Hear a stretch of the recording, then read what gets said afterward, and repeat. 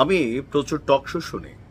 চেষ্টা করি আপনাদের জন্য তথ্য উপাত্ত কালেকশন করতে, যে রাজনৈতিক দলগুলো কি কি ভাবছেন, ইভেন বাংলাদেশে আওয়ামী লীগের ফিরে আসার আদৌ কি আর কোনো রাস্তা আছে, অথবা বাংলাদেশের সবচেয়ে বড় দল বিএনপির সাথে বর্তমান সরকার এবং এনসিপি জামাতের যে কনফ্লিক্ট এসেছে, ইভেন আপনি গেল 9-10 মাসে একটা প্রধান ফ্যাক্টর হিসেবে যে জিনিসটা কাজ করছে মুক্তিযুদ্ধ, এই সকল কিছু মিলিয়ে আসলে কি আওয়ামী লীগের ফিরে আসার সম্ভাবনা আছে?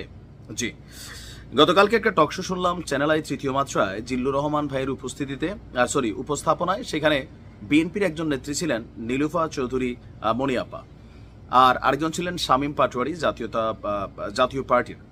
তো তাদের যে জ্ঞানগর্ভ বিশ্লেষণ, সেখানে একটা জিনিস কিন্তু নীলুফা চৌধুরী মনির কণ্ঠে উচ্চারিত হয়েছে, সেটা হচ্ছে যদি প্রশ্ন আসে মুক্তিযুদ্ধ এবং দেশের, আর যদি দানব কোনো শক্তি এই দেশকে শাসন করার চেষ্টা করে, অথবা এমন কোনো শক্তি এখানে রেজ হয়ে যায় যেটাকে বিএনপির পক্ষে একা সামলানো সম্ভব না, সেই ক্ষেত্রে আওয়ামী লীগকে সাথে নিয়েই আগামী দিনে কোনো কিছু ঘটলেও ঘটতে পারে।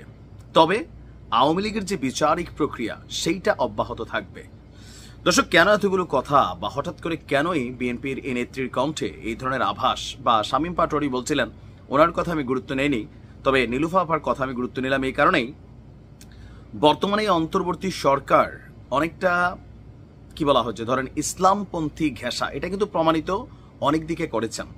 আর এটাতে বিএনপি মনে করছে যে এখানে ৭১ ইস্যুটা একটা অমীমাংসিত ইস্যু হিসাবে কাজ করে যাচ্ছে। ইভেন গেল কয়েকদিন আগে যেই ডায়লগ থেকে সরকার পতনে শুরু হয়েছিল যে তুমি কে আমি কে, রাজাকার রাজাকার, এই রাজাকার মানে ৭১ যেই মুক্তিযুদ্ধ বিরোধী শক্তি ছিল রাজাকার, তারা না, এই রাজাকার ছিল একটা আইকনিক ওয়ার্ড, যেটা শেখ হাসিনার বিরুদ্ধে তৎকালীন প্রেক্ষাপটে বিএনপি বলেন, আম জনতা বলেন, ছাত্রছাত্রীরা বলেন ব্যবহার করেছে। গেল কয়েকদিন আগেও ঢাকা ইউনিভার্সিটিতে আপনাদের খেয়াল থাকার কথা যে শেখ হাসিনার আওয়ামী লীগ নিষিদ্ধের পর একটা মিছিল সমাবেশ হয়েছিল, যেখানে আওয়াজ উঠেছিল গোলাম আজমের বাংলায় আওয়ামী লীগের ঠাঁই নাই। আর সেটা নিয়ে উপদেষ্টা মাহফুজ একটি স্ট্যাটাস দিয়ে 3 মিনিটের মাথায় তিনি সরিয়ে দিতে বাধ্য হন, কারণ জামাত ইসলামের সাথে কনফ্লিক্ট এখানে তৈরি হয়ে গিয়েছিল। গেল কয়েকদিন আগে আবার তিনি এই ধরনের শব্দগুলো ব্যবহার করে বিভাজন না করে একটা জাতীয় ঐক্য গড়ারও আহ্বান জানিয়েছিলেন।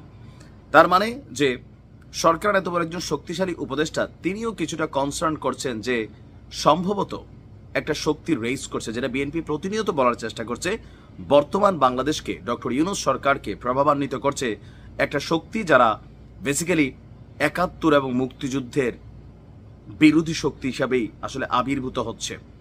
ইভেন বিএনপিকে ভারতের সাথে ট্যাগ দেওয়ার যে রাজনীতি, বা রয়ের সাথে ট্যাগ দেওয়ার যে রাজনীতি, সেটাকে বিএনপি মনে করছে এই কাজগুলো পাকিস্তানপন্থী চিন্তা ভাবনা বা তাদের অনলাইন ন্যারেটিভ যারা দাঁড় করাচ্ছেন তাদেরই কাজ সুকৌশলে। আর এভাবে একের পর এক নানান ঘটনায় এই সরকারের প্রতি সম্পূর্ণ আস্থা হারিয়ে ফেলেছে বিএনপি। যদি আগামী দিনে জাতীয় নির্বাচনকে কেন্দ্র করে, সরকারের এই মেয়াদকে কেন্দ্র করে যদি দীর্ঘসূত্রতার দিকে যায়, তাহলে রাষ্ট্র এবং দেশের প্রয়োজনে আওয়ামী লীগের সাথে যুগপৎভাবে হয়তোবা মাঠে নামতে পারে বিএনপি। আবার অনেকটা কৌশলে এখন হয়তো অনেক জায়গায় নামবেও, যে বিএনপি নামছে, পেছনে ব্যাকআপ করছে আওয়ামী লীগ। কারণ ডক্টর ইউনূস, এনসিপি, জামাত ইসলাম, এই তিনটা শক্তি আওয়ামী লীগ তাদের কাছে বড় চিরশত্রু হিসাবে কিন্তু চিহ্নিত।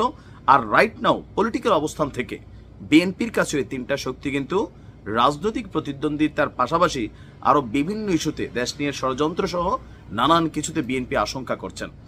নীলুফা আপার কথায় কমেন্টে পজিটিভ যেমন ছিল, নেগেটিভও ছিল, আর অনেক গালাগালি ছিল।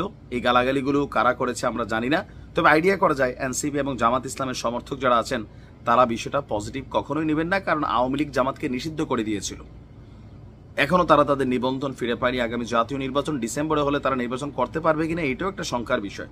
তো আপনি কি মনে করছেন? শামীম হায়দার পাটোয়ারি যেমন মনে করছিলেন যে ৭১কে কেন্দ্র করেই এখানে চিড় ধরবে, যেটা আমরা দেখছি বিএনপির অধিকাংশ নেতার কথায়, এবং জামাত ইসলাম ৭১কে বাদ দিয়ে ২৪কে যতটা প্রায়োরিটি দিচ্ছেন, এনসিপির নেতারাও ৭১-এর তুলনায় ২৪কে যতটা প্রায়োরিটি দিচ্ছেন, সেখানে ২৪কে গ্লোরিফাই করার পেছনে একটা মূল ভূমিকা হচ্ছে ৭১কে নন গ্লোরিফাই জায়গায় নেওয়ার। কৌশলে অনেক বক্তব্য দিচ্ছেন, কিন্তু অনেকের কাছে বিষয়টা প্রতীয়মান হচ্ছে।